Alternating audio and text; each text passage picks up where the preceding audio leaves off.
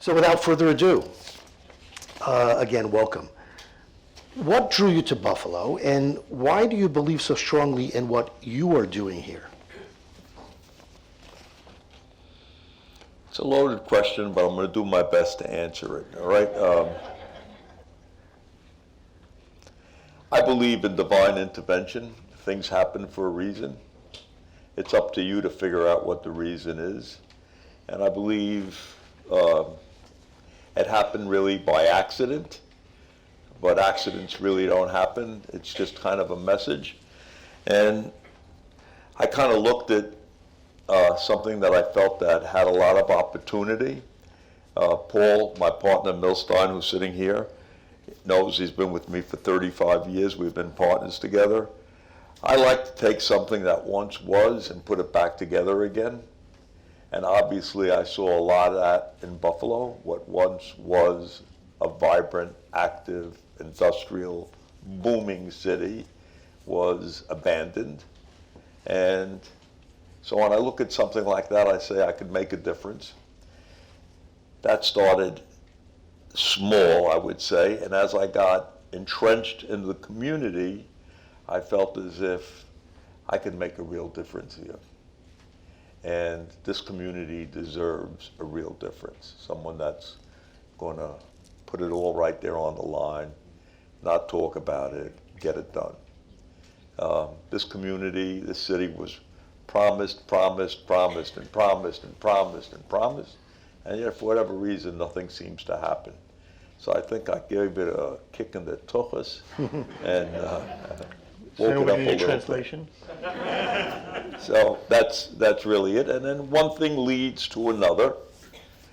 And when you feel as if obviously you're a doctor, you feel you're in a profession that you signed on to make a difference in people's lives and to see what you could do to help them. And I happen to feel the same way on a different level, that I could do things to help a community that, I feel an intricate part of. I spend a lot of time here. I bought a house here. I don't believe Buffalo is a city that you're going to get to understand it popping in, popping out like a toaster. You really have to get entrenched into it, and that's what we've done. So that actually segues perfectly into my next question, because the question I had written beforehand was that many of the properties you purchased were written off a long time ago, but you gave them new life. And can you talk about your love for redoing historical properties as opposed to building something from new? Well, I think it has a lot to do with the tour that I went with Michael. I mean, the building started, I think, here in 1972. It opened in 1974. And while you and I were sitting out there, it's an adaptive reuse. I mean, there's a game that they play in Las Vegas. It's called craps. Everybody knows what it is. And I'm a gambler on myself. I'm not a gambler that goes to a crap table. And there's a shopping center convention that happens every year. And every time I walk by the crap table, I hear the croupier say, stop, change, and rearrange. It's actually a very good saying, and it's stuck in my head. Sometimes you gotta stop, there's gonna be a change, and you're gonna have to rearrange. So you look at a piece of real estate and you say that, let me stop, take a look at this.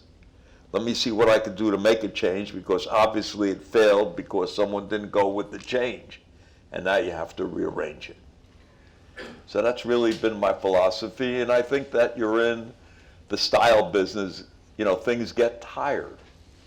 This building was activated in 1974. There's areas I'm saying you're stopping, you're changing, you're putting the camp, you're putting the stage out there for the concerts, you put the whatever game, not tennis that they're playing. Pickleball. I stopped, I looked at it. That was never existed in 1974. There's no pickles in pickleball. Okay, but they're kosher pickles. And if you don't know, there's no buffaloes in Buffalo either, so it's a program. Got a few buffaloes out there. That was obviously particular love. If you are redoing something that you feel had value, you're now bringing back new value to it as opposed to saying, here's an empty lot and my vision is this? My vision is, candidly, there was a nice Jewish guy that started in Las Vegas. His name was Bugsy Siegel. All right? I think he was from Detroit. Am I right, Detroit? And, no, Cleveland. He was part of the Cleveland gang, I think. Anyway, to make a long story short, he took a desert. It had nothing. And I think they get close to 200 million tourists, 100 million tourists, an ungodly amount of tourists. Mm-hmm. So I really believe in, if you're building something nice, that you can create people coming to it. You have to build it and they will come. The best retailer in the world is a gentleman by the name of Sam Walton, may he rest in peace. He was a World War II pilot. He started in Bettonsville, Arkansas, working for Woolworths, so one of the five and dimes over there. And his whole career, after he left there, was opening up these Walmarts. And what he did was he took his plane and he flew around areas and he looked for density. And then he went to the municipality and he said, if you put this road here and put that road over there, I'll build you 150,000 square foot to serve your community. And the man was brilliant. But what he looked for was density opening in the middle of nowhere. There's a store that's opening over here, in Amherst, Costco. Mm-hmm. I don't know if anyone's ever experienced it. They don't have to have 100% location because they built a good mousetrap. People are coming to it. Wegmans does not have to be in 100% location. They built a good mousetrap. People come to it. So my philosophy, if you build something good, people will come to it. My philosophy also in Buffalo, when you look at the pictures on Main Street, there was a lot of density. Obviously, it grew to here, there, and everywhere else, and it sucked out the downtown. But young people really like that urban environment. I know when I bought Seneca 1, the first thing I did was embark on building the residential because I really believe in a living downtown. So we had our analysts come from Washington. Paul and I were out in a restaurant one night, and we saw two guys. They looked as white as that chair. I said, "What's the matter, Dave? What's the matter?" And he said, "There's no market here. There's nothing." I said, "Great. Now I know it's good." Because I never listened to you schmucks anyway. And then we built it, and lo and behold, it's 100% leased, and there's a waiting list to get in. We did the police station. It's about 95%. The Statler will have 450 apartments. It'll have 150 hotel rooms. The ballroom, obviously, are magnificent. That'll remain. And it'll have 100,000 feet of office space, and we'll obviously retail all around the perimeter of it. And it's Niagara Square, it's a linchpin. Everybody said, maybe that building should be knocked down, maybe this should be knocked down. But, they shouldn't be locked. The people that built these things, Ellswood, Statler, these guys were brilliant. They knew what they were doing. We figured out how to screw it up. So just look what they did, and just bring back what they did, and guess what? You're going to bat 1,000. Yeah, very good. So, as you know, all Jews basically talk to each other by saying, if I had bought that property, I'd be a millionaire. So what's your secret to buying properties? There's plenty of property to buy. I need your help. I can't do it all. So there's no formula. I never look in the rearview mirror. I mean, I think you're just going to have to go forward. I think you have, you have a great city, you have a fabulous community. Your population is just decreased, obviously. You got to bring industry back. You got to recreate yourself. Obviously, it was an industrial city. They made air conditioners, they made windshield wipers, steel factories, car factories. Light bulbs. Yeah, and things and airplanes. I mean, things really, the history that exists here is just mind-boggling. It's the granary, the grain elevators, and the way the Erie Canal was opened up. It was, it was a very special place. But now, I think someone really has just got to say, okay, is it going to be a technology city? Is it going to be this type of city? I really believe at the end of the day that you should be domestic manufacturing in the United States. There's no place that has more land and more industrial area to manufacture than Western New York, all the way up and down. I mean, and that's what it was. So I think we just got to get off this China convenience. So if the shirt costs $25 and it's going to cost $40 to buy it, but it's made in the United States and it's creating jobs and industry in our country, I mean, we got to do it. I mean, it's mind-boggling that, for 2.5 years you can't even buy a car. I mean, just imagine, look what really is going on, and dough and bread and wheat. It's insanity. Toilet paper and paper towels. You start to think about these things, pretty horrifying.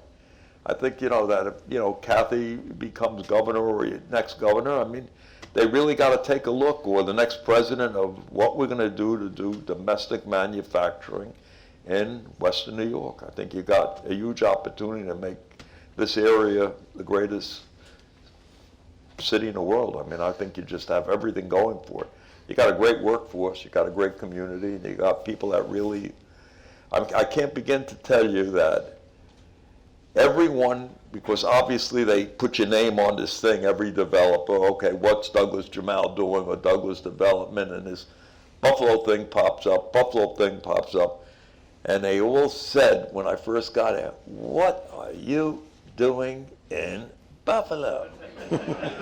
What are you doing in Buffalo?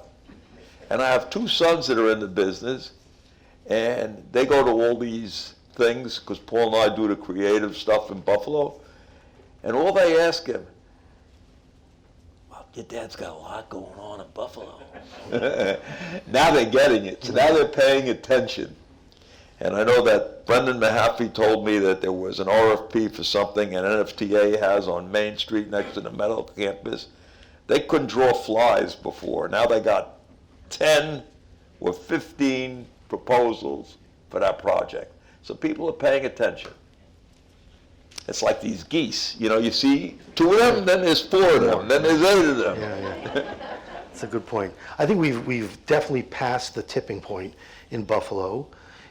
And we've, especially the revitalization of downtown and people moving downtown and young people, there's theater, there's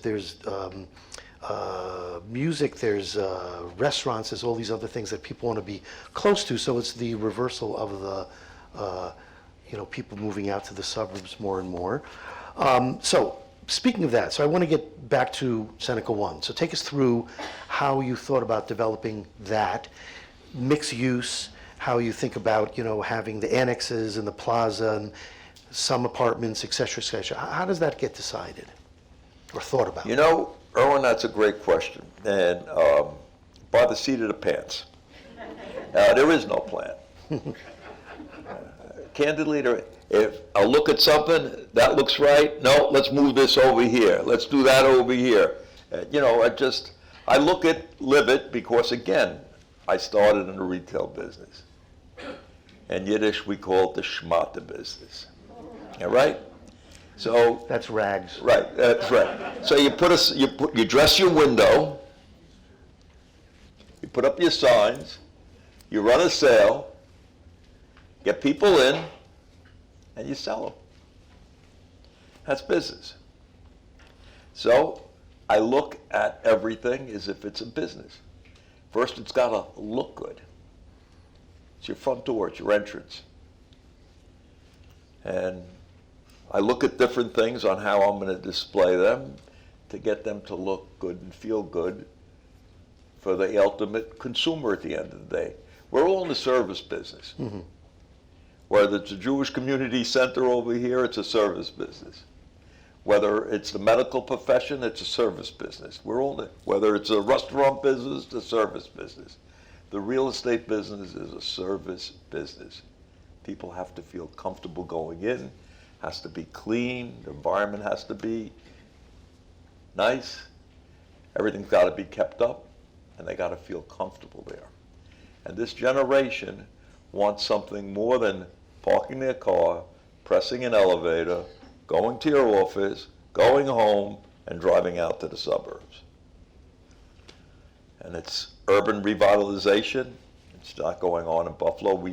We've done quite a bit of it here, but it's going on all over the country, and obviously we have to do it again, and we're working on it in Buffalo. And that's why I'm focused on downtown. So I could tell you that just the painting of Seneca 1 was so revitalizing, and I don't know, other people can resonate with that, just driving on the, highway or on the roads there and just seeing a new, clean, repainted tower gave a tremendous lift to many of us because, again, it was just, Correct. A coat of paint can do quite a bit, right? But that took guts. That took a lot of guts. First, we spent maybe 6, 7, 8 months, 10 months, Paul, cleaning it, the power, glassing. You had to use this special stuff because you can't use chemicals because it goes into the sewer system. And what's it, atomic, $1 million, and it looked like shit.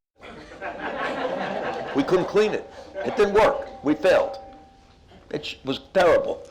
So I'm sitting there one day with Greg Baker, and I'm looking at all the buildings around, and all the old buildings in terracotta, the old brick, look good. It was a warm feeling, and the building looked terrible. And with the green stuff, we were sending everybody to Atomic Car Wash because that shit went all over the place. Sonic. Sonic, yeah. The green, everyone's car every car was green. So anyway, we failed. Irwin, that's a perfect example of you tried something, you spent a lot of money on it, but it was wrong. So I'm sitting on the side of the building with the painter, and I'm thinking about the industrial buildings in Buffalo, which we all know how many they are, and they all have that terracotta look. It's a warm look. It's appealing. It's got that industrial look. So I told the painter to paint this box over here. Obviously, we had signed up M&T at the time, and they were hesitant because it was such a bold move. And then they looked at it from afar, and they said, I got to tell you, this guy, I think he knows what he's doing. We're going to approve the color of the paint, and we painted the building, and the rest, needless to say, made a dramatic change to the skyline of the city. Love it. Yeah. Thank you. So that's just the beginning. So I have a whole set of things here. Richardson Complex, former Hotel Henry, Statler City, Mohawk Ramp, 61 Terrace Building, Hyatt Hotel, Mansion on Delaware. So can you tell us? There's more to come. And there's more to come for sure. There's more to come. That's a partial list, as we say. Right. So if I'm doing something, when I'm in. Yeah, so tell us about some of the upcoming plans. You could do some of them, all of them, what's happening? Well, Richardson obviously is going to be, there's more to the Richardson than just the hotel. It's all the residential around it that we're building on the west side and east side. It'll probably, and then there's the west land. It'll look, at the end of the day, it's going to be, it's a fabulous piece of property. It's got a tremendous potential, but you can't look at pieces and parts. You got to look at the entirety. No different than the Jewish Community Center that you have over here. It's not just one piece. It's a lot of pieces that you have to put together to create what you're looking to create. And that's what we're going to do over there. It's time consuming. It's extremely historic significance that has to go through. But we'll get there. It's what we do. So can you tell us anything that's not on that list? Let me bring up it's not on my list here, but the grain elevator that's downtown, which is a controversial issue because my wife and I were driving by there, and I remarked, this is before the Sure. And I said, you know, I don't think one more brick has fallen since that, whatever it was, December wind came and knocked down the outside. So it's a pretty fastidious building. It was built like anything. And yet, this is sort of part of the traditional thing that happened very much in Buffalo. Right. There are lots of people trying to oppose it. You probably have read or been told about other things that were very famous buildings that, you know, Frank Lloyd Wright buildings that were Sure. one-offs, you can't reproduce them, and they were just knocked down because, you know, we didn't need them anymore, and they were just, you know, empty spaces. So, you know, how do you fight against that, that sort of, even though there are people wanting to come back in the city and revitalize, how do you fight against those who are, let's call them the traditionalists in the bad way? Well, if you're talking specifically about the Great Northern, are you saying that? You know, I voiced my opinion. I put my money where my mouth is. I put up the bond for Tim Tillman and his group, and obviously a judge ruled, and that was his decision, and there's nothing you could do about that. So you just have to accept it. I think it was significant as far as the history that grain elevator had, and I think it should have been refurbished, and I think it should be saved. But, you know, I tried. You know, I had nothing to do. I don't own it. I tried to see that it gets preserved, but it didn't happen. Yeah, I could just say that I think the reaction by even the Buffalo News and the community and activists and so on was, you know, was violent, was you know, very, very loud. Again, that's quite different than my understanding of what happened here in the 60s and 70s, where the Darwin Martin house, which is this jewel, Right. was left empty. Was people, you know, they literally walked out of the house, left the door open. And so that was sort of the bad part of the history, bad stewardship of these beautiful places in Buffalo. The good news is, even though this grain elevator is not going to be kept, you could see that the city, the vast majority of people won't have that anymore. They won't. They just really won't stand for it in the future. They really want to revitalize things a lot. So that should make you feel good. Well, it's a new day. You know, it's not the same day, and I think that, you know, you have a vocal community that's organized at the present time. I hope that doesn't happen. You got to remember, these were bad times that were in Buffalo at the time. Everyone was exiting, not because they wanted to exit. Their families grew, and there was no jobs here. So they went, you know, got educated, and they went out and they moved out. Give them the opportunity. I can't begin to tell you the Buffalo connection that everywhere I go, of people, you know, I can't wait to get back. You know, we have a chief engineer that works for us in Washington. I had no idea, Dan Hayden, that he was from Buffalo, and January 1st he's moving back to Buffalo. Can't wait to get back here. There's so much Buffalo connection around the world. It's something amazing that a small town has so much people connected to it. Yeah, a lot of love here. Thank you. All right, so one more specific place, Central Terminal. What are your thoughts on that? What do you think can be done there? Is it worth it?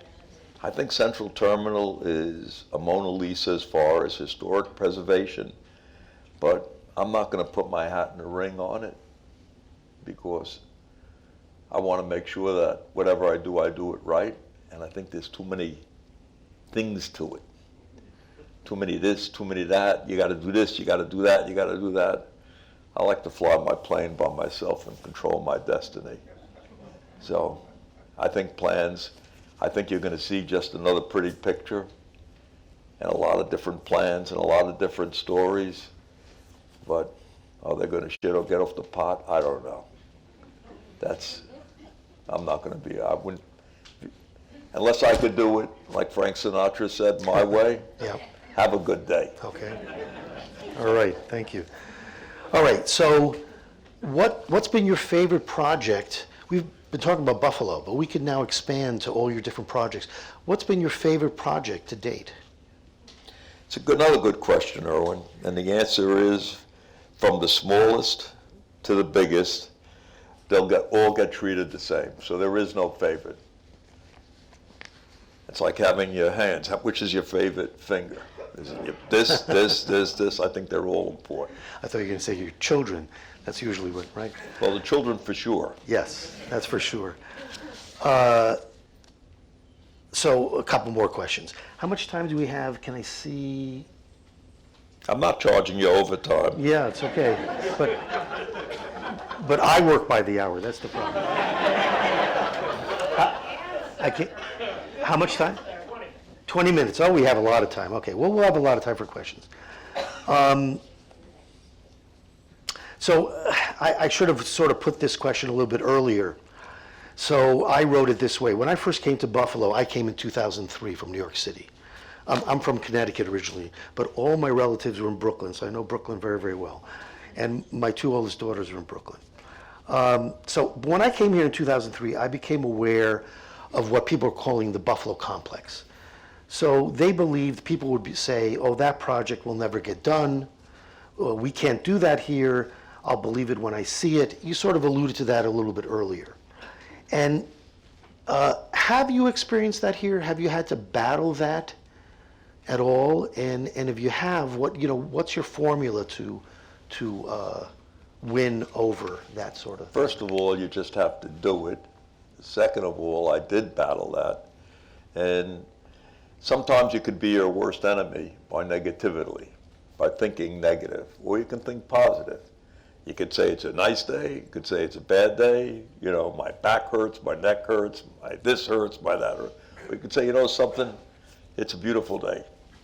And, we've all experienced this, Irwin. If someone tells you, hey, Irwin, how do you feel? I feel pretty good. Next guy comes over, Irwin, how you feeling? Good. Third guy comes over, Irwin, you don't look too good. You sure you're feeling all right? And that is what happens. Oh, Irwin, you look fantastic. You lost weight, working out. Look how good you look. Now, next guy, Irwin feels good. So it's all a mindset on how you feel. Now, I'm wired where, you know what? I got up in the morning, went to work, I feel great. That's how you overcome that mindset. It's mind over matter. So you don't mind the naysayers? I don't live in a negative world. I live in, positive. The business that I'm in and what I do for a living, it's all energy, positive, positive, positive, positive, go, go, go. A problem, we're going to fix a problem. You're a doctor. I'm not sick, but let's fix it. Let's see what we can do to help you. And it's not that complicated for me. That's a great attitude. Okay, so how can the Buffalo Jewish community, especially here at the JCC, work with you Fill my hat. Okay, that's what it is. Work with you to help realize your vision. How can we be partners with you? I think the question is, how can I help you? So that's really important, which we'd love to do. So it's a partnership, because all ships rise when the water goes up, for everybody. And you have that community commodity in Buffalo. So we'll take questions from the audience right now. I think we're going to try to turn on. First of all, I want to say thank you, Douglas. Well, thank you, Irwin. This was really Thank you. fantastic.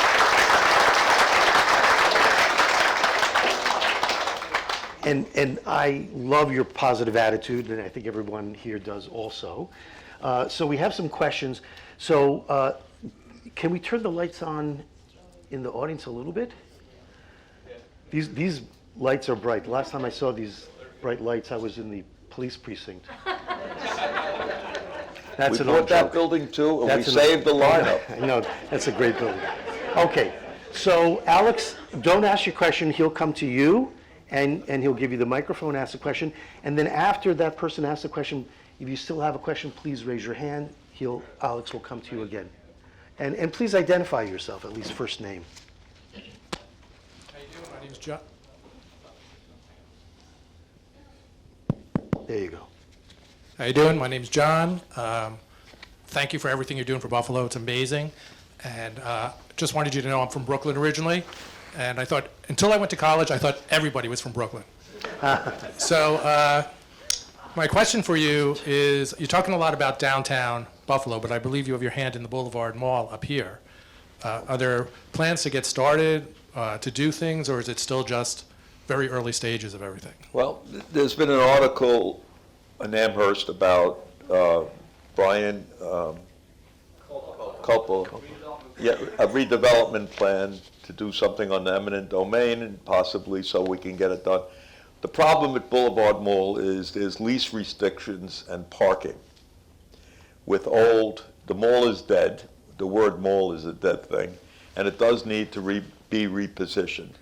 And what we're basically going to do in the future is make it like what they call a life center. Retail, residential, office, hotels. It's a great piece of property in a great location, but malls for the most part are passé. They went the way of Amazon, and so retailers are not expanding like we all knew at one time. Those that are elders in here, there used to be shopping areas. You used to walk in the store to buy a pair of shoes. Now you Amazon, if you get one thing, they're going to send you for the next month every shoe in the world, or a battery charger, or an iPhone thing. So, and there's been labor issues obviously that are going on. People can't find help to work in these retail stores. So I think that world has changed dramatically, the way people shop and live. So the answer to your question, there is a master plan that I'm working on with the town on how do we be over the parking restrictions that the property has for the dead Macy's, for the Sears, for all these things that have parking rights. So, and then eminent domain, which they're going to enact something at the present time. I think it's going to be about another year from now. That will clean up all of that, and then we can get started with really putting together a great master plan. Thank you, yeah. All right. Thank you for your talk. My name is Marcy Frankel. I have a long history in downtown Buffalo. My grandfather came to Buffalo in about 1903, started a business on the west side of the 500 block of Main Street. You probably are familiar with the building because you have bought up most of the 500 block east side, I believe. My grandfather was Louis L. Berger, and you'll see his name still on the building, LL Berger Incorporated. He was in what you call the schmata business. But it was a really beautiful store. It was a beautiful store, and it was a wonderful business until it wasn't. And people still tell me today, he opened Berger's in 1905, and it closed in 1991. He had previously died, but by that time, other family members, including my father, my uncle, and my brother, ran the business, and my husband. And it closed, and it's just wonderful to know that you are trying so hard to create a core of interest and development in downtown Buffalo. As for the Statler Hotel, my parents were married in the Georgian Room in 1937. I was married in the Georgian Room in 1960, 62 years ago the other day. And what you are doing here is creating such goodwill, such excitement, such a good feeling, and we wish you all the best. Thank you so much. Thank you. By the way, for the benefit of anybody, my whole career was spent here at the Jewish Community Center, almost 30 years. I have yet to meet Michael Rawl, but I look forward to shaking his hand later. Interesting enough, you're exactly the reason why Paul and I are doing what we're doing in Buffalo. That's the community that you have here. That's what's so special about Buffalo.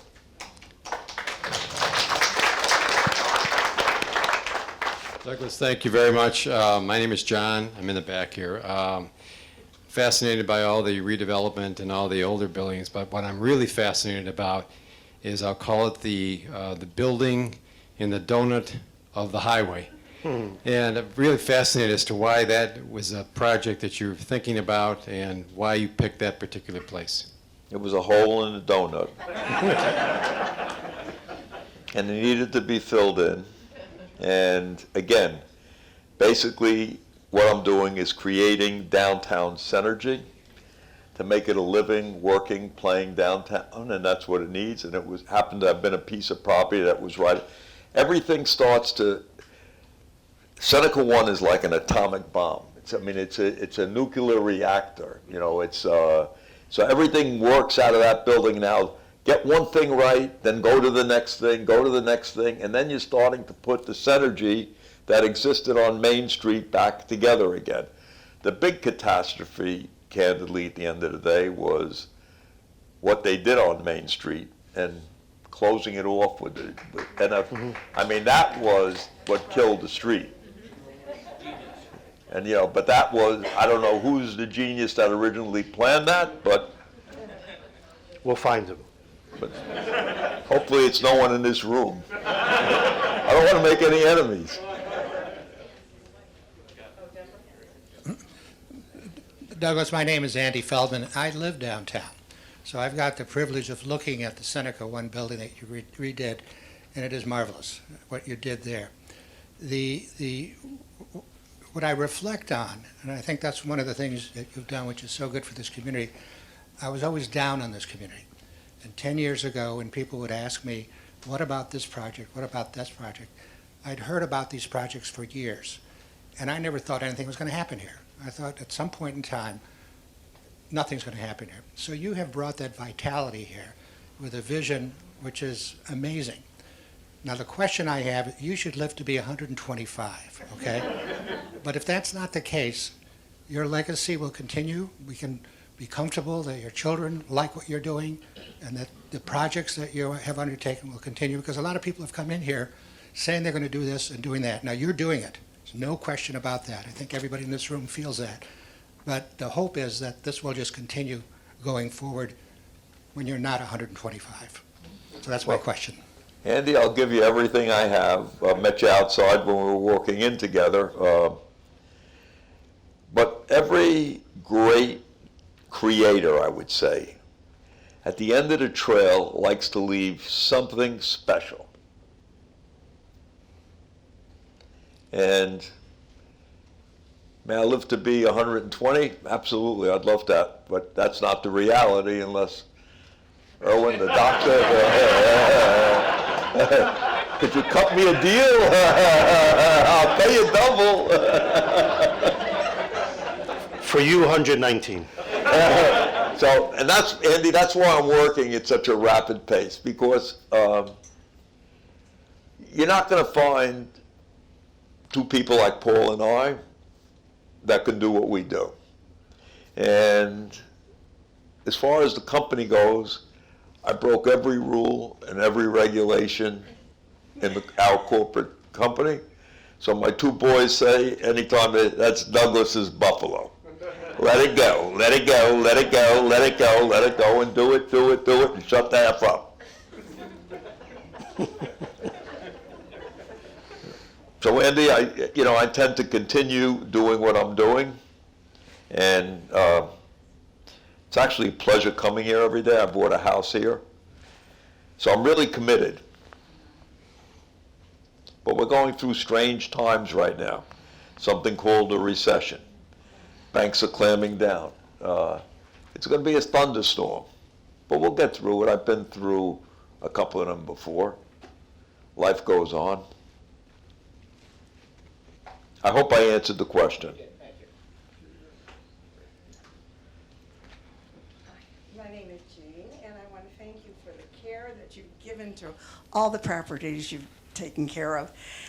My question is, first of all, I think the most important part of Buffalo is the people, and I'm wondering what you see as the future for Buffalo and how it will affect our present society. You got to run that one by me again. Pardon? I beg your pardon? Just ask the question again. I wonder how you see the future of Buffalo. And basically, I suspect it's going to be a bigger and busier town. Do you think we can slow it down long enough so that people become Buffalonians? Do you know what I'm saying? Not really. Okay. The people in Buffalo are wonderful. I mean, everybody is always so friendly. When you go in the grocery store, they'll say, oh, buy that, it's better than this, you know, that kind of thing. I'm afraid that Buffalo's going to move too fast, that we'll lose that neighborhood feeling. How do you feel about that? I think anyone that comes to Buffalo, if you don't get that neighborhood feeling, you should get out of Buffalo. You really don't belong here. And anyone that really doesn't feel as if, look, it's contagious. What you just said in the grocery store, buy this, buy that. You know, and anyone that really doesn't feel that way and doesn't like it, please leave, because you're missing something. So I think Buffalo and the Buffalo spirit has enough, you know, with all the people, contractors, lawyers, doctors, there's enough love for this city to make what you just say contagious. Because if people see bad things, they react in bad ways. If people see good, friendly things, they react in good ways. And I think that Buffalo amplifies nice, friendly, good things. So I think that will become contagious. So I don't think it would affect it. We have some questions here.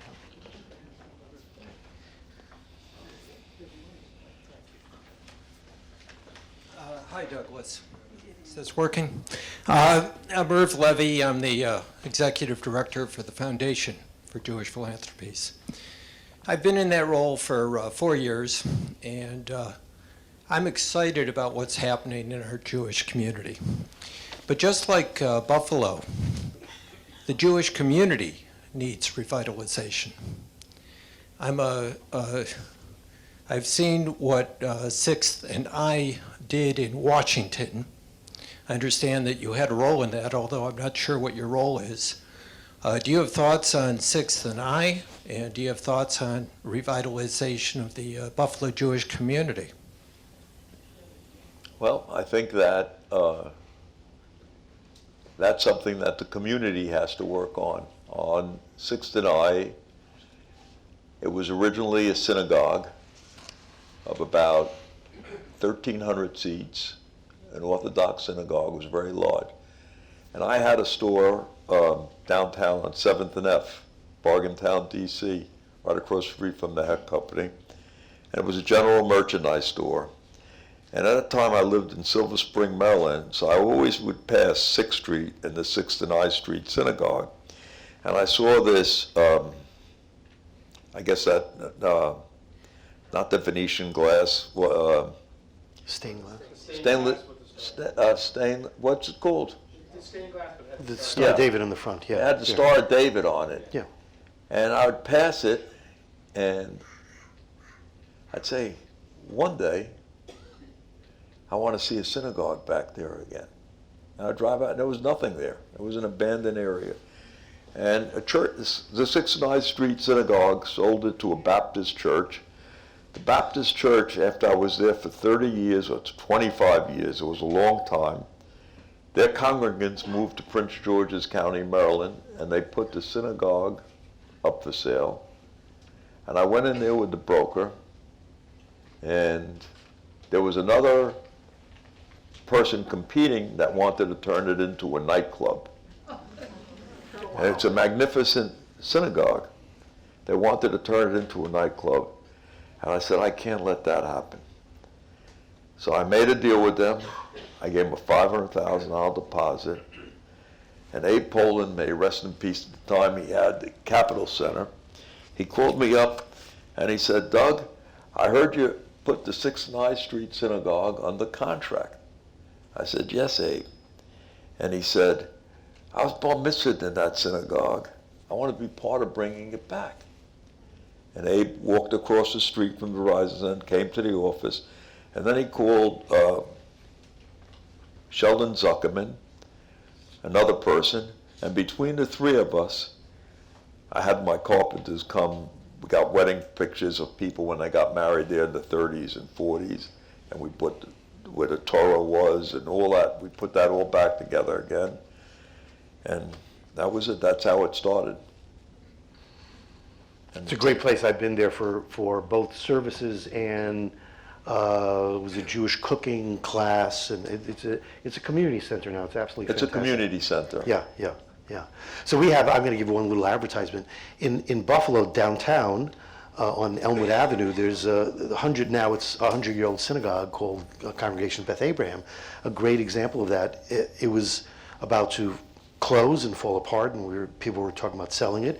We revitalized it. It's an old 100-year-old synagogue. It's very, very sweet. And there's loads of these places that are old Jewish either synagogues or centers that could be made back into centers, but it takes the first step in order to make the life's journey. And you made the first step. Other people then started to walk with you, which is great. The Sixth and I if you're in Washington, D.C., make sure you go there. There were more questions here. Oh, go ahead. Oh, sorry. We'll get there in a second. Hi, Doug. My name's Ed Case. We talk a lot about downtown. We also talk about, the Boulevard Mall. What are your thoughts about the extension of the light rail out to Amherst to bring the people in to downtown from the suburbs to make it easier for those, as well as from the university? I don't think they're going to have the money to do that at the end of the day. I think that's going to, I think you should go to Plan B, something that you could really get done rather than, I think it's very similar to what the new convention center, where you're going to get $500 million or $600 million to build it. To me, it's like the Bass Pro Shop at the canal side. It's going to talk about it for 20 years. I'd rather do something that you could do today. And if that comes along, if you're able to get federal funds, wonderful. If not, you have Plan B, C, and D. So my answer to that, I don't think in reality the money is going to be there to do it. A couple questions on this side. My name is Sandra, and thank you very much for being a visionary for Buffalo. But I'd like to know, how did you learn about Buffalo and Buffalo's heritage, Buffalo's architecture? Because you're not from the area, but how was it that you learned and were interested in revitalizing Buffalo? Well, it happened strictly by accident, and I'll tell you how it happened. There's a company called Wegmans, right? They're in Rochester, and there was an auction on a building on downtown Rochester that the auction company said there was had a $450,000 NOI, and I bought the building for $4 million because I wasn't getting to first base with Wegmans. So I said, if I buy the building, now I can go to Ralph Uterow and Paul Gilbert, may rest in peace. And I said, I'm doing business in Rochester. I'm going to be in Rochester. I'm going to be a pain in your ass. So we got to make a deal in Washington. Well, I bought the building sight unseen, incidentally. Turned out the building was crap, all right? And the broker that represented the auction said, by the way, I have a building for sale in Buffalo. It's 40 minutes, 45 minutes, an hour and 15 minutes. And so I came here and I looked at that building. The building I had over there, I put it back on auction.com. I lost $2 million on it, but got rid of it. I never ended up making the Wegmans deal. I told you when we first found that, I believe in divine intervention. Things happen for a reason. So I looked at the Seneca 1 building. I said, this building has potential. The building I bought over there has zero potential. So I put that back on auction.com and got rid of it. Lost a lot of money on it, but I lost there, I made over here. So that's how I got here, strictly by accident. I was looking to get someone to open up oranges, apples, and bananas. Hello, my name is Ellen Goldstein, and we've talked on the phone before. I'm the editor of the Jewish Journal, And a lot of people in Buffalo over here, we're Ashkenazis, and a lot of us come from a little shtetl called Sokolivka, a little south of Kiev. But your family is Syrian, and could you tell us a little bit about that? Sure. First of all, it's Sephardic, and during the Spanish Inquisition War, the Jews left Spain, and they obviously migrated all over, and my family went to Syria and Egypt. So we're Sephardic Jews, but originally from Spain. Do you know where in Syria? It was Aleppo, or? You know, I don't know. I wish I sat down with my mother and father and wrote everything down, but I was stupid, I didn't. So Rick?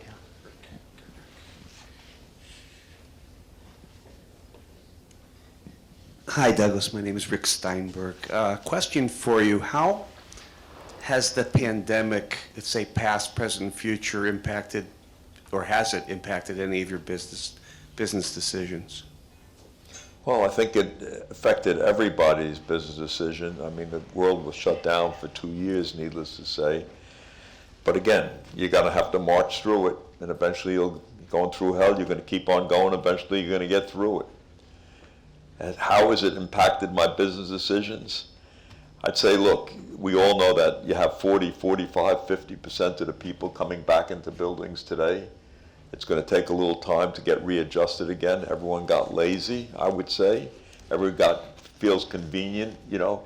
But people are dying for this interaction that we're doing right now. Mm-hmm. So I think it'll be back again, bigger and better than ever. I hope it will. But these are things that you don't control. You're just going to have to fight through it. I don't have that answer. The answer is let's get up, go to work. One more. Okay, go ahead, yes. Hi, my name is Rabbi Mendy Lapkowski from Center for Jewish Life in downtown. And I want to thank you for everything you're doing, I know there's a lot of energy, a renaissance happening. I'm personally from the suburbs and I moved to downtown as well.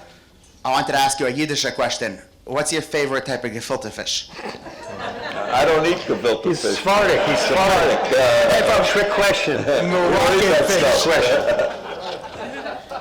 Yeah. Trick question. I'll tell you, when my father was in the hospital, may he rest in peace, they used to bring him in. He said, I'm Jewish, and they brought him in these kosher meals. So, you know, I used to go see him.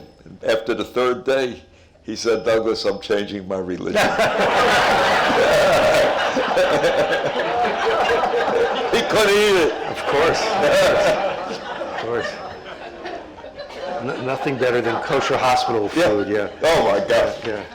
The poor man. All right, last question. My name is Joe, and I've got a very specific question for you. Bring it on, Joe. As I remember, there were some plans to turn Ellicott Street into a pedestrian mall. You've been buying property, the Mohawk ramp and properties around it, the electric section. Do you have a plan in mind to tie that all together? Are you willing to discuss that at this moment? I think it's public information right now. We did give a plan to the city, and that's why they are selling us the Mohawk ramp. And basically, we're going to make it a living downtown. We're keeping the cool feeling that the electric district has, which it does have. It's a very cool street. And, we bought the Simon property, which obviously encompasses an entire block. And so we're putting it, we're not building anything that's new and modern. We're building something that's cool and hip.